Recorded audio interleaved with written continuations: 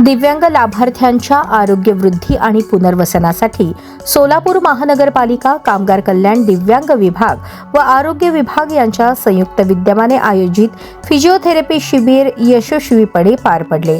कार्यक्रम आयुक्त डॉक्टर सचिन ओंबासे यांच्या निर्देशानुसार आणि अतिरिक्त आयुक्त वीणा पवार यांच्या संकल्पनेतून राबवण्यात आला।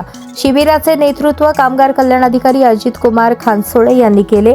महानगरपालिका भौतिकोपचार केंद्र, जोड बसवण्णा चौक येथे सकाळी 10 ते सायंकाळी 5 या वेळेत दिव्यांग लाभार्थ्यांचे शिबिर पार पडले। यावेळी लाभार्थ्यांची फिजिओथेरपिस्ट आणि ऑक्युपेशनल थेरपिस्ट यांच्या मार्गदर्शनाखाली तपासणी आणि उपचार करण्यात आले।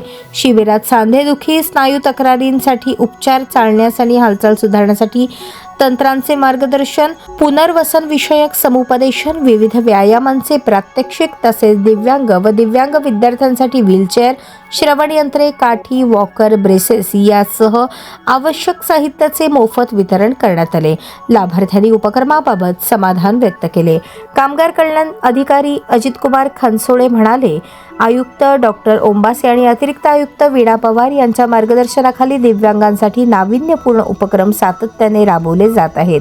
पुढेही हे उपक्रम अधिक व्यापक स्वरूपात सुरू राहतील।